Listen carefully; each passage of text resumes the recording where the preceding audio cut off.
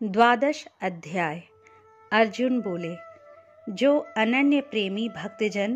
पूर्वोक्त प्रकार से निरंतर आपके भजन ध्यान में लगे रहकर आप सगुण रूप परमेश्वर को और दूसरे जो केवल अविनाशी सच्चिदानंद घन निराकार ब्रह्म को ही अतिश्रेष्ठ भाव से भजते हैं, उन दोनों प्रकार के उपासकों में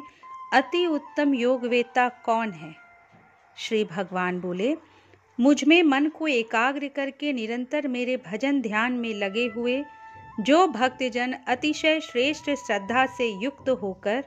मुझ सगुण रूप परमेश्वर को भजते हैं, वे मुझको योगियों में अति उत्तम योगी मान्य हैं।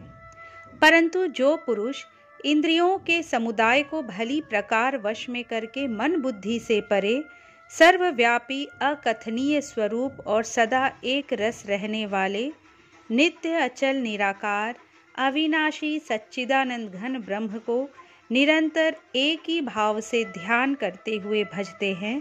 वे संपूर्ण भूतों के हित में रत और सब में समान भाव वाले योगी मुझको ही प्राप्त होते हैं। उन सच्चिदानंद घन निराकार ब्रह्म में आसक्त चित्त वाले पुरुषों के साधन में परिश्रम विशेष है, क्योंकि देहाभिमानियों के द्वारा अव्यक्त विषयक गति दुखपूर्वक प्राप्त की जाती है। परंतु जो मेरे परायण रहने वाले भक्तजन संपूर्ण कर्मों को मुझ में अर्पण करके मुझ सगुण रूप परमेश्वर को ही अनन्य भक्ति योग से निरंतर चिंतन करते हुए भजते हैं, हे अर्जुन, उन मुझ में चित्त लगाने वाले प्रेमी भक्तों का मैं शीघ्र ही मृत्यु रूप संसार समुद्र से उद्धार करने वाला होता हूँ। मुझ में मन को लगा और मुझ में ही बुद्धि को लगा, इसके उपरांत तो मुझ में ही निवास करेगा, इसमें कुछ भी संशय नहीं है। यदि तू मन को मुझ में अचल स्थापन करने के लिए समर्थ नहीं है, तो हे अर्जुन, अभ्यास रूप योग के द्वारा मुझको प्राप्त होने के लिए इच्छा कर। यदि तू उपर्युक्त अभ्यास में भी असमर्थ है, तो केवल मेरे लिए कर्म करने के ही परायण हो जा। इस प्रकार मेरे निमित्त कर्मों को करता हुआ भी मेरी प्राप्ति रूप सिद्धि को ही प्राप्त होगा। यदि मेरी प्राप्ति रूप योग के आश्रित होकर उपर्युक्त साधन को करने में भी तू असमर्थ है, तो मन बुद्धि आदि पर विजय प्राप्त करने वाला होकर सब कर्मों के फल का त्याग कर। मर्म को न जानकर किए हुए अभ्यास से ज्ञान श्रेष्ठ है, ज्ञान से मुझ परमेश्वर के स्वरूप का ध्यान श्रेष्ठ है, और ध्यान से भी सब कर्मों के फल का त्याग श्रेष्ठ है, क्योंकि त्याग से तत्काल ही परम शांति होती है। जो पुरुष सब भूतों में द्वेष भाव से रहित, स्वार्थ रहित, सबका प्रेमी और हेतु रहित दयालु है तथा ममता से रहित, अहंकार से रहित, सुख दुखों की प्राप्ति में सम और क्षमावान है, अर्थात अपराध करने वाले को भी अभय देने वाला है, तथा जो योगी निरंतर संतुष्ट है, मन इंद्रियों सहित शरीर को वश में किए हुए है और मुझ में दृढ़ निश्चय वाला है,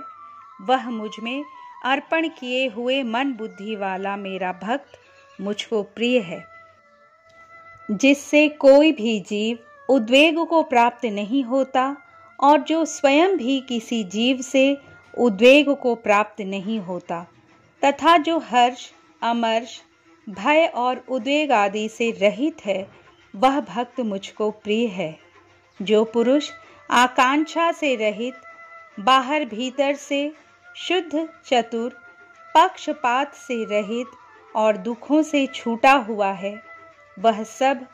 आरंभों का त्यागी मेरा भक्त मुझको प्रिय है। जो न कभी हर्षित होता है, न द्वेष करता है, न शोक करता है, न कामना करता है, तथा जो शुभ और अशुभ संपूर्ण कर्मों का त्यागी है, वह भक्ति युक्त पुरुष मुझको प्रिय है।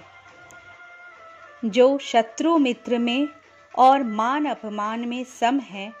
तथा सर्दी गर्मी और सुख दुख आदि द्वंद्वों में सम है और आसक्ति से रहित है, जो निंदा स्तुति को समान समझने वाला, मननशील और जिस किसी प्रकार से भी शरीर का निर्वाह होने में सदा ही संतुष्ट है और रहने के स्थान में ममता और आसक्ति से रहित है, वह स्थिर बुद्धि भक्तिमान पुरुष मुझको प्रिय है। परंतु जो श्रद्धा युक्त पुरुष मेरे परायण होकर इस ऊपर कहे हुए धर्ममय अमृत को निष्काम प्रेम भाव से सेवन करते हैं, वे भक्त मुझको अतिशय प्रिय हैं। इस प्रकार श्री कृष्ण अर्जुन संवाद में भक्ति योग नामक 12 अध्याय संपूर्ण हुआ। दोस्तों, यदि ये वीडियो आपको अच्छी लगी हो तो प्लीज़ इसे लाइक कीजिए, शेयर कीजिए और अगर अब तक इस चैनल को सब्सक्राइब नहीं किए तो प्लीज़ सब्सक्राइब कर लीजिए। कल